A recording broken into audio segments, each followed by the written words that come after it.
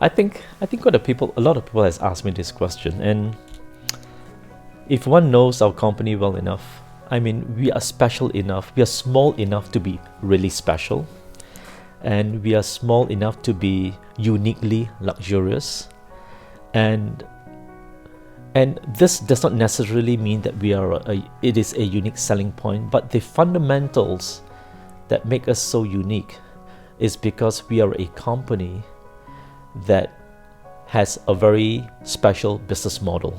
That is, we own, we manage, and we operate. And what does that really mean? What it really means here is we have full total control about our brand promise. We have full control about what we want to do, how we want to create our strategic vision in catering to the very affluent travelers. So it is because we are small enough, we are able to curate and to craft that special feel about what is it like to be associated or to have the experience with the peninsula. Unique selling point would include our very daring approach, which people would say that, you're leaving a lot of money on the table. But our brand promise has always been, if you're a traveler, we want to make sure that your arrival experience and your departure experience is always as seamless as possible. We do not want to have a guest that books into a hotel to feel like they are being controlled and they are being managed by flight times, that I have to check out at this time because I've got a late flight. What am I going to do? Am I going to have that hassle of trying to wrangle a deal with the front desk to say, can I have a late checkout without any charge? That's always the first thing that's in your mind. Even if you have an early arrival, because today, in today's world, there are so many red-eye flights because they are more economical to operate, I suppose. And if you arrive at 6 in the morning, check-in time doesn't occur till 3 p.m. in some countries, some at 2, some even at 4. So what are you going to do? So naturally, you will have to incur another night's stay to guarantee the night.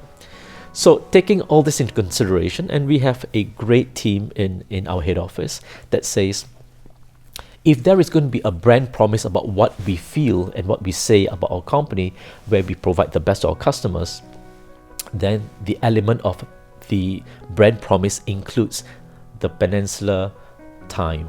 And the Peninsula time means you can check in and check out within 24 hours. So that's a very unique selling point because no other hotel really openly says, this is our promise, right? They would probably say, well, if you need to check in much earlier, give us a call. We'll see if there's any availability. But our brand promise here is when you arrive at 6 in the morning, we will ensure that you have an accommodation for you to settle in. Now, let's assume that the accommodation of your choice is not available at that material time, but we will always have an alternative accommodation for you to freshen up, for you to unpack a little bit if you need to do your laundry if you need to, before we will help you move to your choice of accommodation at a later time. So what we are trying to do right now here is we do not want a customer to feel the anxiety of travel. What am I going to do on arrival? What am I going to do before I depart? So that is a brand promise that we want all our customers to be able to feel the comforts of staying with the Peninsula. And that is a very unique selling point that I feel as a company we are putting in a lot of investment in it. We are very inclined to quality over quantity. All right, there's no expressive desire that we need to expand rapidly. If we were to build a hotel, our commitment is to ensure that that hotel is successful before we start looking at anything else. That's the philosophy of our company. Well, I have to say that before COVID, my take on the financial performance of a company has been very robust, and nobody saw COVID coming into the picture. So naturally, when COVID hit all of us, it was like a huge wave that swarmed us, right up to our necks. But I think as a company, we reacted quite positively. I think we have a very strong team in Hong Kong as far as Hong Kong and Shanghai management is concerned, that we were able to put in a lot of measures in place. But if I were to start off to dissect our company's performance into three areas: the Americas, Europe, which is predominantly Paris at that material point in time, and Asia. I think post-COVID, the recovery for the Americas was very rapid. There was a huge surge of demand for domestic travelers and also travelers from Europe outbound into the Americas. So naturally, there was this huge demand. Air tickets were expensive. The availability of flights were quite restricted, but that shore up the business quite rapidly in the Americas. So we saw all three properties in the Americas doing phenomenally well, doing very well as the other competitors set is concerned as well. In Europe with Paris, yes, it was a similar occurrence with Americas. The rebound was exceptional. Rates were very, very high. There was a huge demand coming from the Americas into Europe as well, vice versa. And there was also a huge surge from the Middle East. So on that score, Europe and the Americas has done quite well in the rebound post-COVID. Asia was a little bit slow, if I were to say. There's always this cautious mentality, which we are all familiar with and all that. Was it the right thing? Was it the wrong thing? I do not think there is a right answer to it. But typically in Asia, everybody's very cautious, but the rebound was very strong in Japan, I have to say. So if I were to move my Asia properties coming up from the top all the way down south, Tokyo has done very well. We have seen that the domestic travelers was very, very robust. There was a keen desire to travel out into Tokyo and out of Tokyo, and we have seen the rates in Tokyo rising to a level where I would say that it was even beyond the rates pre-COVID. So that is a very, very good indicator that consumerism, consumption, it's relatively strong. And I have to say that probably over the last 3.5 years to 4 years, when travels was quite restricted, and I think there were spare reserves that was installed for people to say it's time to go out there to enjoy and to party. And I think a lot of people have started to realize that life is just not about work. With 3.5 years of lockdown, everybody became to realize what would life be without fun. So I think that's where the hospitality industry, played a key role, where we were able to help the consumers to be able to enjoy life at a different level altogether, through the essence of luxury, through the essence of experiences, and through the level of gastronomic experiences in a hotel as well. So I've seen the growth and I've seen the rebound of Japan very, very rapidly, and I think it's been very encouraging. Short term, mid term, long term has always been any company's philosophy that profit levels are always at a healthy level. So there is no argument about that. But if you talk about short term, our short term here is to really, really focus on talent acquisition. That's very, very important. You can have a great brand, but you need great talents.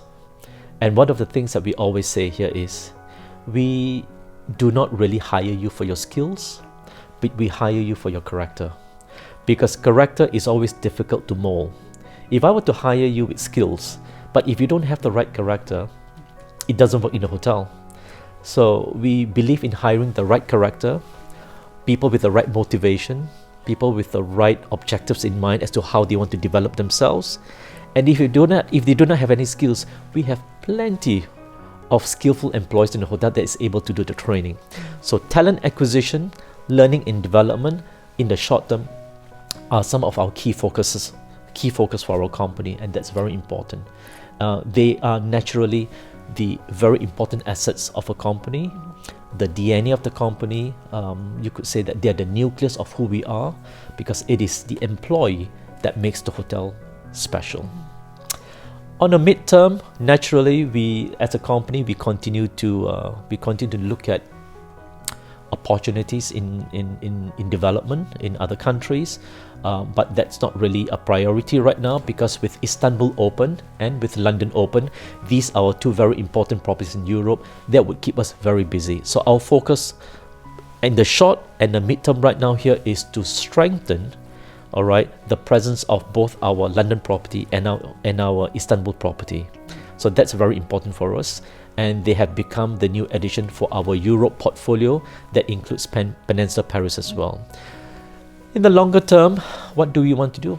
I think as a company, again, that brings me to the subject of development, right? How the company is going to evolve, what's beyond being a hotel. I think there was a lot of guests, or rather a lot of friends that has asked, is the Peninsula ever going into resorts? That is a question that we have never found an answer, right? Because our focus has always been our properties in all the key gateway cities, and that's what we intend to focus on. I think for the longer term is that we will continue to enhance the product of our properties. We will continue to enhance the customer experience, and we will continue to ensure that we are digitally at the forefront in the hospitality industry, to make sure that we are not falling behind as far as the digital world is moving right now. And we all know digital is so important, and digital means speed, and we have to be really up to speed with digital. So these are some of the objectives and some of the short to long term visions and objectives that we have at the present moment. Okay, well, the Peninsula Perspective campaign has actually been launched actually. If I were to give you a throwback 20 years, we first started a lovely campaign called the Peninsula Portraits of Peninsula, where the key visuals were our employees and their children and kids. What does that tell you? If you were just a non-Peninsula fan, and if you were to walk past a huge mural with a huge picture that says Portraits of Peninsula, and you have a group of Peninsula employees in their various uniforms and their kids in a page boy uniform, what does that really tell you? For me, it tells me a very special bond. It tells me something that's generational. It tells me that the company has such a strong emphasis on its employees, because it is the employees that makes the brand extremely powerful and extremely successful. And this brings me to the same answer that I've given you. What is our short-term plan? It's talent acquisition and it's learning and development. So these two components are so important that makes who we are as employees. So with that portrait in mind, the message was about our employees, about generational, and about who we are as a company, because we are a company that has spanned generations as well.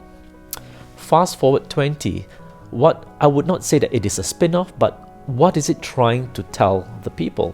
Peninsula Perspective again focuses on the Peninsula employee as an individual, where our talent acquisition process has acquired unique talents with unique emotion, with very unique personality, where these intrinsic qualities has morphed and developed into exceptional customer service oriented experiences. So these individual employees has a very unique perspective, where their life is brought into the Peninsula world in their own language and in their own eyes, how they're able to bring experiences to our customer.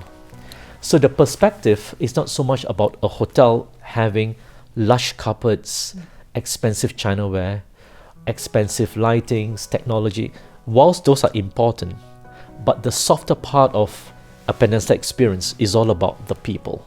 So Peninsula Perspective is so important, where we are trying to express ourselves, our luxurious elements through our employees, who we are, and when the customer arrives in the hotel, this is who you will be dealing with, and this is the genuine experience that you will get, that's coming not just from training, but it's coming from the deeper ends of their heart as to how they would like to treat the customer. So this is a very, very powerful campaign, because it's easy to say the Peninsula perspective, but if you take a deep dive into it, there is a lot of meaning.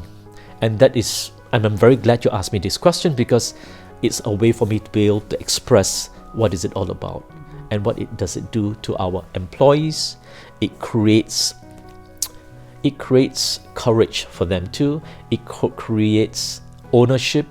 It creates pride, and from that they're able to carry it through to the customer experience. So the collaboration with Chanel started 2 years ago in the midst of COVID, because both of us as a luxury company, we always say there is hope, because we were in the midst of COVID, right? And nobody knew when would be the tail end of COVID. So we said, are we all going to sit idle and let COVID take over our lives? Or should we say that we should start to create a spark and say, look, luxury does not need to be stagnant. We need to move, we need to progress. So I think two great minds from the company came together, and we said, let's have the collaboration of celebration. So Chanel was celebrating Chanel No. 5 for their 100 years, if I remember correctly, and the entire facade of the Peninsula Hong Kong was lit and decorated with Chanel, and that was for the festive season. So we were trying to bring joy, right? We were trying to bring joy to the people in Hong Kong.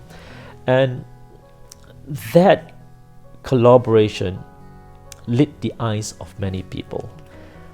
The Peninsula Hong Kong became such an iconic venue in the evening, where people of Hong Kong would travel to that part of the city to have their photos taken. It was a very emotional event, because everybody was stuck at home, right? But to have that facade lit up with Chanel and a collaboration with the Peninsula, because the Peninsula has been around for 95 years, right? Everybody knows from generations to generations what Peninsula Hong Kong is all about. It gave people so much hope when they came out of their homes to be able to spend that evening with the lights. We saw the collaboration very successful, and the collaboration has got nothing to do about generating sales, generating revenue. No, it was for the city, it was for the people. And we felt that it was a very good effort, and we continue on with the second year, last year, and we are doing the same again for this year. And this year, we are also doing the same with our properties in Shanghai and in Beijing. There is one glaring thing about Tokyo that nobody can take away, is about how systematic the city is. And you cannot feel the fear of walking in Tokyo, because it is just so organized, right? And you will feel that you will be able to maximize your time in the city, because you don't have to waste your time in trying to figure out how to go, where to go, and what to do. So I think Tokyo, it's a fantastic city, and I think if you look at the tourism numbers, the inbound tourism into Japan is growing rapidly too, and it's a very popular destination. All right, for the Hong Kong people, and for most Asian countries, it's a very popular destination because of its distance, right? Geographically, it's a 4-hour flight the most. In any parts of Asia, into Tokyo, it's a 4-hour flight. And then if you're talking about long haul, people are willing to travel long haul, because Tokyo is so unique. I think you find anything and everything in Tokyo. So I think that's my perspective, that's my take about Tokyo. And before my last trip 3 months ago, or rather a few months back, if I were to compare my trip here 4 years ago, I've seen Tokyo the same as it is. It's a lot of growth, naturally, a lot of new hotels too, right? So I think it's becoming very competitive too in Tokyo.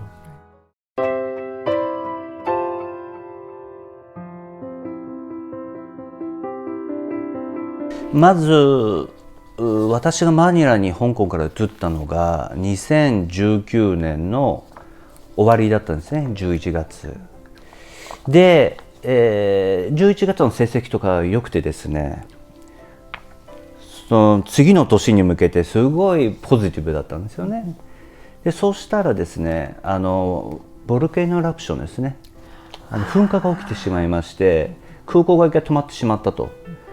でちょっとビジネス的に影響を受けて、それで次の月からコロナが始まってしまったといった中で、2020年は8ヶ月ホテルを閉めなければいけないと。今月47周年のアニバーサリーなんですけども、歴史上初めてホテルを閉めないといけない状態になったと。でその間ですね、8ヶ月、収入がないわけで、その間従業員たちをどのように、守っていこうかといったのが自分の中のプライオリティで、ホテルが空いてないわけですので、毎日50人自分も含め T シャツジーンズで、セキュリティエンジニアですね、ホテルのメンテナンス、ハウスキーピングで、50人で従業員を回して、お仕事を、与えながら、どうにかみんなで生き延びていくという状況でした。というのは他の国のように国からのサポートが一切なかったので、例えば働かない人はノーワークノーペイというコンセプト、国のコンセプトで、要するにお金をもらえないと、手当もないで、ペニンシュラですからいろんなものを用意しまして、いろんなアクションを起こしまして、従業員を、どうにかみんなで一緒にサバイブさせていくといった中で、もちろん初めてのことですのでみんなにとって、大変でしたけども、そして2021年、引き続き、波があり、4ヶ月閉めまして、そして2022年去年、1月2月マニラの全体の 50% みんなコロナになったと言われてまして、今でも忘れられないんですけども、従業員がポジティブになると自分の携帯にブザーが鳴るようになってたんですね。それが2022年の1月2月は鳴りやまない状態ですね。ポンポンポンポンポンと鳴ってきて、従業員がというのは町全体が 50% ってことは、ホテルは町のね、町に反映される部分もあるので 50% 以上の従業員が2週間ぐらいの間に一気にポジティブにかかったといった中で2ヶ月閉めて、でその後ですね、ワクチンとかも到着してペニンシュラがサポートしてあげて、従業員の分のワクチン、家族の分のワクチンを、ペニンシュラが購入して、みんなに渡してあげた状態です。国からの提供というのがなかったので、ワクチンが入ってこないところから最初入ってきたワクチンでは海外に流行できないっていうワクチンもあったので、それでみんな打ち直す状態で、今におりますけども、リカバリーがですね、すごい早かったんです。というのは国全体がノーワークノーペイで仕事ない人たちのパーセンテージがあまりにも高すぎて、ガーバメントがもう国を開けなければいけない状態だったんですね。そうしないと自分たちの国の人たちが働く場所がないっていった中で、私どものスタッフも英語の先生になってオンラインで、中国ですとか日本とかの生徒さんに英語を教えたりですとか、デリバリーマンになったりですとか、シェフになったりですとか、フロントだったのに急にシェフになったりですとか、みんな大変な思いをしながらサバイブしましたけども、リカバリーがすごい早くてですね、でそのコロナの時にですね、今まですごいヘビーだとフィックスコストをですねいじることができたんですよね。47年の歴史でなかなかいじれない部分をですね、ようやくちょっと触れて経費をですね落とすことができたので、リカバリーと同時に利益も上がっていくと。ペニンシュラの中でもホテルの中では、もしかしたら一番リカバリー率は早かったと思います。今実際ですね、去年も含めて、去年のだから4月5月ぐらいからですね、レートは常に上がってます。で稼働がですね今だいたい 60%、65% ぐらいまで来ていますね。で、経費を触れたという部分と、レストランの売り上げが2019年のプレコビットタイムよりも伸びているので、歴史上今まで数字が一番いい数字をマニラ出ております。ですね、お泊まりのお客様の、8割は外国人なんですね。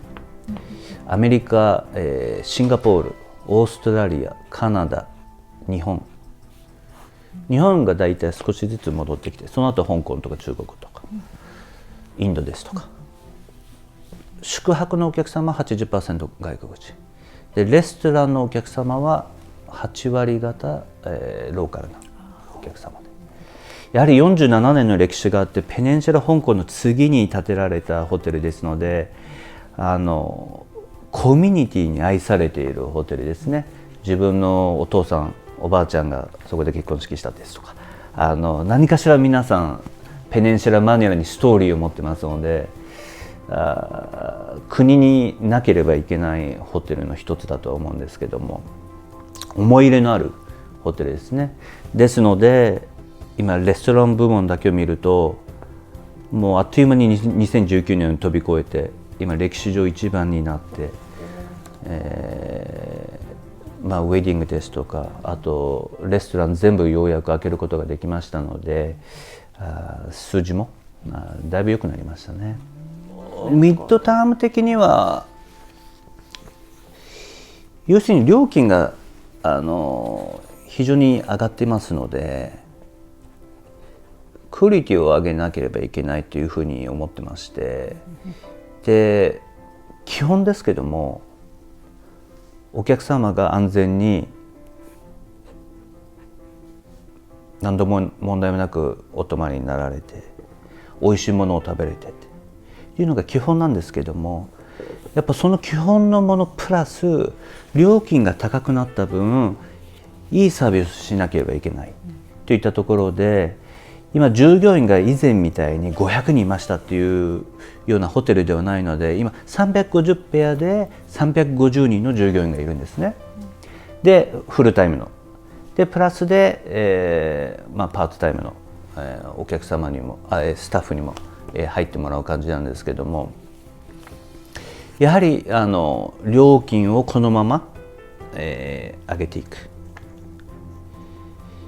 もちろんそれはジェネラルマネージャーとしての使命ですので、利益が上がるということですから、サービスをやはり上げなければいけない。ゲストエクスペリエンスを向上しなければいけない。料金何も変わらずに料金を上げるというのは個人的にはあまり好きではなくて、やはり2019年プレコビットタイムに比べて料金がこれだけ高くなってるんだから、これだけのことをしなければいけない。で引き続き、マニラのマーケットの状況を見ると、料金は少しずつですけど上がっていくと思うんですよね。というのは他のマーケットと比べると少し安い方だと、低い方だと思うんですよね。他の例えばベトナムですとかタイですとか。ですのでポテンシャル自体はすごいあるんですよね。でもちろんそこは国、観光局、全て一緒になってやっていかなければいけないと思うんですけども、マーケットが戻ってきた時に間違いのないいいサービスをできるようにというのが基本ですけども、そこが一番大事かなと思ってます。特にコロナを経験して特に思ってますね。外からインターナショナルのアライバルがまだ 50% ぐらいなんですよね。それでもですね。はい、ですのでそこが私は先ほど申したポテンシャルの部分で、70% 戻ってきた場合 80% 戻ってきて、その部分のどこまでがペニンシュラをキャプチャーできるのかというところがキーになった時に、やはり最終的にはお客様が、いい経験をして、この料金でも他よりも高いこの料金だけども払ってよかったって言ってもらうのがやはり一番だと思いますね。もちろんね、たくさんファイナンス的なアプローチもありますし、マーケティング的なアプローチもありますけれども、最終的には人だとやはり思ってます。たくさんあります。例えばたくさんあります。例えば新しいクラブラウンジがありまして、多分私の中では一番素晴らしいクラブラウンジだと思ってるんですけども、コロナ前に改装しまして、でその期間もちろん使えませんでしたので、今ようやく使えるようになりまして、スイートのお客様全てのお客様に来ていただけるようになってるんですけども、香港と同じようにですね、大きいロビーがありまして、その上にですねクラブラウンジがありまして、オープンなんですよね。で、ナショナルアーティストのアートピースがたくさんありまして、でロビーで生演奏しているのを上から見ていただくと、うちは2つタワーがありまして、その間に大きいロビーがあるんですけども、その上にですねこういうラウンジがありまして、ロビーを見下ろすような形でカクテル飲みながらですとか、もう最高ですね、生演奏を聴きながら。でそこでですね、もちろんフードのクオリティも上げなければいけないというところでライブキッチンを作りまして、で通常のブッフェのクラブラウンジにあるブッフェのようなものではなくて、シェフが目の前で温かいもの、冷たいものを作ります。バーテンダーもいて、シェフが粗ミニッツで作ります。バーテンダーが粗ミニッツでカクテル作ります。ということをですね、導入しまして、やはりそこはスイートのお客様がいるところですので、そういうサービスに非常に好評いただいてます。やはりクラブラウンジの温かいものが冷たくなったとかっていうのはやりたくなかったんですよね。シェフが作ってその温かいものをその場で食べていただくというのが一番やりたかったことで、フードの部分ではですね、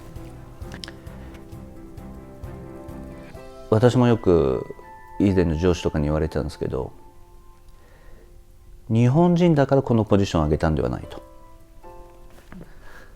この仕事をできるであろうからお前に上げたとよく言われていたので、自分もそうかなと思ってますけど、ただし先ほどの気質の話では、私は本当は日本人は最高のホテリエになれると思ってます。というのは、日本の文化の中でおもてなしの心ですとかディスプリンですとか、ホテルにとってすごい大事なことですよね。ただ日本のその全体的な教育のシステム、語学のシステム、そう人をデベロップさせるシステムが日本と他とは違うので、なかなか日本のホテルマンは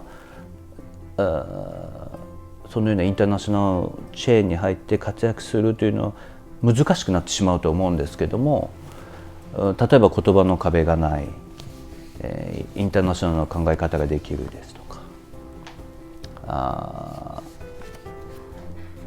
リーダーシップ、いろんな人種がいる中で日本人がリーダーシップを取るとか、そういうことができる人材がいるならば、もちろんそれは全然可能ですし、最高のホテルマンになると思います。これが美しいと日本人の人は思えることが、外国ではそれがなんで美しいんだというところから始まる時もあるので、ですので特にラグジュアリーセクターでは日本人の感性とか文化ですとかっていうのは非常に、大事かなと思ってまして、朝まず来ましたら7時前には朝オフィス行きますけれども、まずホテルの館内ウォークから始まりでバックサイドフロントサイド間違いないかライト切れてないか空調どうか、から始まり、これは先ほどのジョセフ・チョンですとか今までの私の上司の教えですけど、必ず行ったらまず歩きなさいと、でスタッフに聖杯しなさいっていう、従業員食堂行ったりですとか、それから始まって朝のミーティングして、それ終わると大体ロビーで立ったりとかして、VIP のお客様も、直接ご挨拶しますし、やはりこのコロナでの間でのディシジョンメイキングみたいのはチャレンジングでしたね。ですのであまりにも従業員を助けなければいけない、ファイナンスをどうにかしなければいけないっていうあまりにもいろんなディシジョンが毎日あって、その部分が空白なんですよ。何をしたかっていうのが、いろんなアクションをしてるんですけど、で途中でそれを気づいて、これは良くないと思って今みんなで本作ってます。コロナの間でどんな経験したんだと、家族がどんな経験をした、ホテルはどうやってリカバーしたっていうのを本を今作って次の世代に渡していこうっていうのがもうすぐ出来上がります。あ、そうですか。やっぱりホテルですので必ず何かしらね、10年後20年後また起きると思うんですけども、その中でその本を読んでね、その次の世代の子たちがその本を読んでもらって、先代はこういうことで乗り越えていったんだな、とか、なんかそういう精神的な部分ですとかメンタルの部分をどうやって、作り上げてみんなでサバイブしたのかなっていうのをですね、感じ取ってもらえたらいいと思います。そのコロナの時のサバイブするレベルが他のやっぱ国とは違うので、本当にサバイバルだったので、ワクチンを探すところからその前にお金を作るところからですね、だからそういう部分では、やはりそれをただ厳しくて、辛かったねで終わらせるんではなくて、一つの本にしてその魂を本に入れて次の世代に渡していく。大場さんのアイデアです。もちろんそう。素晴らしい。ただ自分が途中で気づいたんで、あれ何やったんだ、昨日何やったんだ、一昨日何やったっていうのがあまりにも多すぎて、だからこれは良くないって言って途中で PR とみんな読んで本作ろう。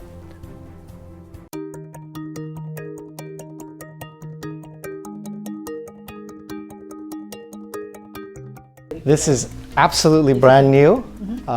It's the third artist in our series called Artist in Residence. So we are working with local Japanese artists and artisans.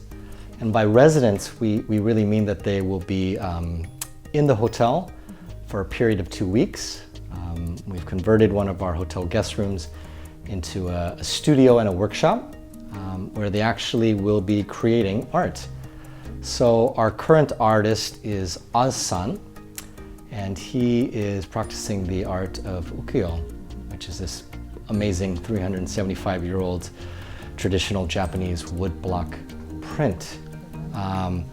What's interesting is, his background is not necessarily from ukiyo-e, but he is more of a commercial and a graphic artist. But because of his skills, he was approached and introduced to ukiyo-e. And what's fascinating is a lot of these traditional Japanese crafts, arts, and artisans, the generational transfer of knowledge and skill is a bit missing. Whereas perhaps it was from family member to family member, generation to generation, there's not as much of that So often I always ask, what's the value or the benefit for an artist, to be in residence with us. It's interesting to hear that, in some instances like this one, it helps bring visibility to a much larger audience and the community as to what it is that they're trying to do. So we just kicked off our artist in residence yesterday with Oz-san, and he'll be with us for the next 2 weeks. What's quite interesting is for the first time, we'll actually be bringing part of that studio experience to our hotel lobby. Oh, wow.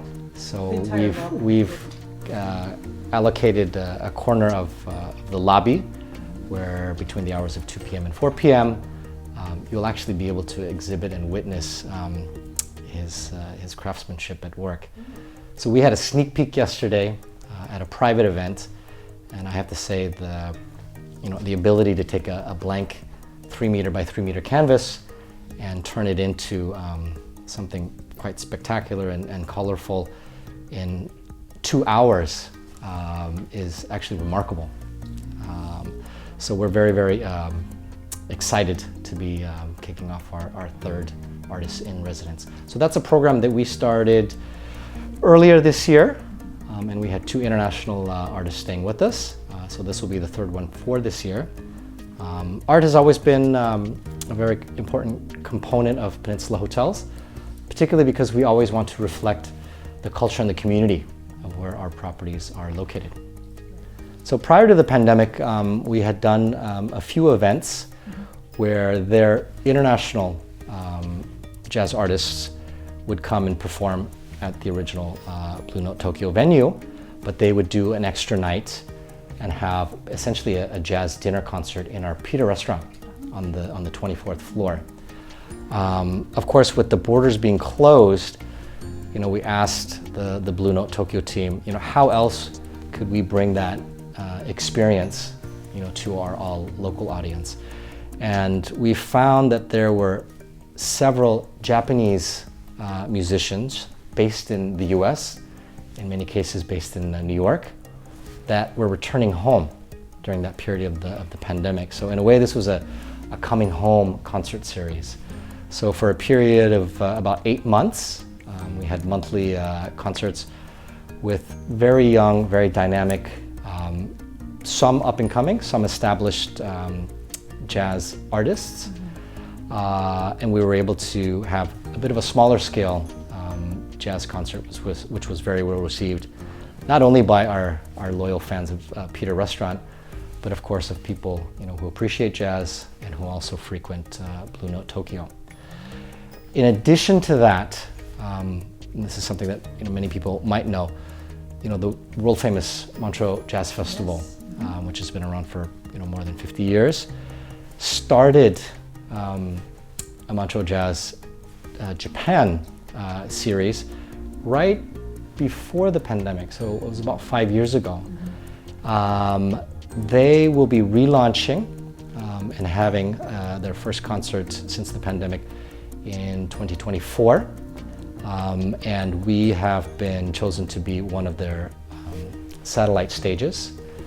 And we'll be showcasing an evening with some fairly heavy, award-winning international jazz artists, which I'm sure will bring local and international, residents of Tokyo for a very, very, intimate evening, because Peter is a very small venue as compared to Blue Note Tokyo, but we're really excited to be partnering up with them again. And that's a conversation that has been in the works for many years, again, through people on our team who have contacts and networks in the music industry about what collaborations and synergies we could have with that sector. You've got this contrast physically of seeing, beautiful new glass tower buildings, right next to a traditional home or commercial building that may have been there for 50 or 100 years, right? That contrast, but with the feeling that everything has a place and a purpose, right? I think a lot of travelers are definitely drawn to that because that doesn't necessarily exist in many parts of the world. your schedule? My regular weekday, I'm the first one up in my house and I'm the last one to go to bed. So in addition to my 12-year-old son and 5-year-old daughter, we have a 2-year-old miniature schnauzer. Oh, nice. So he and I get up first thing in the morning. He has breakfast, I have my morning coffee, I read the newspaper, and then we go for our morning walk. Oh, yep. Yes, we do. And then I do have the luxury of being able to take one of my kids to school. So I typically will drop my son off at his bus stop before I head off to the office. Generally, I try to stay as fit as I can now that I'm approaching my mid-50s. Not an easy task. So somewhere in the mornings, I typically like to work out. I think Japan and Tokyo, it's incredible because you have access to space, which is a bit of a contrast, but once you're outside, it's an amazing walking city, running city, biking city. And I always admire the fact that there are so many people that are active in Japan that's year-round. I have always been a big fan of cycling. You know, when I lived in the U.S., mountain biking was my hobby with my other friends. Since moving back to Japan, I've taken back up skiing because that now is a family activity. Oh, you're an avid skier? I appreciate it, and it's okay. rekindled my love of skiing. So I grew up in the Pacific Northwest in the U.S., and my parents always made sure that we had allocated time in the summer to do camping, and in the winter for them it was always skiing. But I'm very happy because it's a hobby and a passion that my 12-year-old son has taken up, and we've slowly started to explore the many different ski resorts that exist here in Japan. So our go-to spot is up in Yuzawa, which is so easy and accessible. But we love driving out to Hakuba, and then of course heading up toward Niseko if we have a longer period of time. I love fitness, so I will try anything once. And again, in Tokyo, there's such an abundance of different fitness classes. If I could have my way, I would probably have tonkatsu for breakfast and sashimi for lunch and soba for dinner. I love Japanese food. Oh, you do? I do. Yep. But I am much more conscious of what I eat in addition to trying to live a bit of an active lifestyle. So I unfortunately have a very heavy dinner, and I try to have a much lighter, simpler, breakfast, which might just be fruit and yogurt. But for lunch, I love to go out with my Japanese colleagues and visit the multitude of wonderful restaurants that exist here in the B1s and the B2s of office buildings. So we'd love to do something very local, and that's usually where I will get my tonkatsu or my soba or my sashimi. So, there's still so much of Japan that we have not discovered. I also like to drive. Oh, okay. So my first mode of transportation would be, the accessibility and how long is it to drive there. But I am a huge fan of nature. And I think I took that for granted growing up. But having lived in some, very urban areas in the last 10 years, you do appreciate the stillness and the quietness of just being out in the woods. So not necessarily a city, but one of our favorite destinations to go that you can essentially go year-round, and it's quite scenic, is the Hakuba area, up in Nagano. In terms of city, I'm a bit Summer biased. and winter, right? Yes, or even in autumn. I understand why they call it the Swiss Alps of Japan. Right. It is so scenic. And I will be honest and biased, but in terms of cities, Tokyo is still my benchmark. So I think when we look for destinations within Japan, we're looking for things that are maybe a little bit smaller and a bit more quaint, right? Things that you won't necessarily see every day in Tokyo. I think you had a question about what are some of the memories that I have, in terms of the cultural differences. Often I'll come across something that is completely unfamiliar, to me, but I've noticed that if you stop, wait, and watch, you can see things transpire and happen. And I think that's the beauty and fascination of Tokyo, right? Is maybe taking the time to stop and notice that, and that always brings a bit of a smile. I recall the very first time I saw this device at the entryway. I think it was to a school or an office building. It was a V-shaped, carpeted, kind of 1 meter wide. I couldn't figure out what this was. And of course, there was kanji written on the side, and maybe it was before Google Translate. But I was so fascinated by this, and I said, I have to know what this is. And my mind's just racing. I couldn't figure it out. Right. So finally, someone came in, and I didn't even remember, but it was drizzling. It was slightly raining. They closed their umbrella, put the umbrella inside, and they twirled it, and then they went off with their day. Of course, you put two and two together, the thoughtfulness, right, to others, but more importantly, the fact that somebody created and designed and produced something, to capture that moment, right? Those are the small things that I really find fascinating. And I'm not sure what they call that, but it's the umbrella water catcher. Yeah, that's what I call it. Exactly, yeah. Right? For you, it may be very, very common. Shake off, right? Right. Yeah. But I always point that out to my friends when they come. I say, "What do you think that is?" They're like, "I have no idea." I said, "Just watch and see." Right? It's very difficult in Tokyo to do any type of simple transaction if you're in a rush. So I'll give you one example. Okay. Previously, first time we lived here, we had a schnauzer who had passed away. Needed to make a haircut appointment, so I pulled up alongside the dog grooming salon with my wife, and I said, I will leave the car running if you could please go in and book the next available Sunday. Any Sunday, next week out.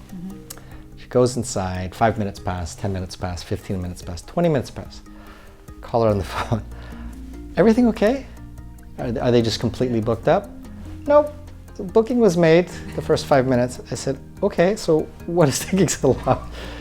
I'm looking through the catalog, which is 26 pages, and they want to know long beard, short beard.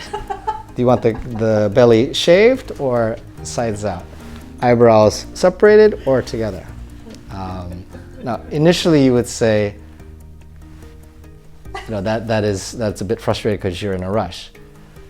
Later, you learn to really appreciate all those small details that one never, ever thinks about, right? We would love to, stay rooted in Japan. I'll be very, very honest. It's a wonderful, I think, country not only to work, but also to live and to raise a family. A lot of lessons learned during work over the last 3 years. But at the same time, it would be great to stick around for a while and plant some seeds and watch them grow a bit. Yeah, so we hope that we're here for a few more years.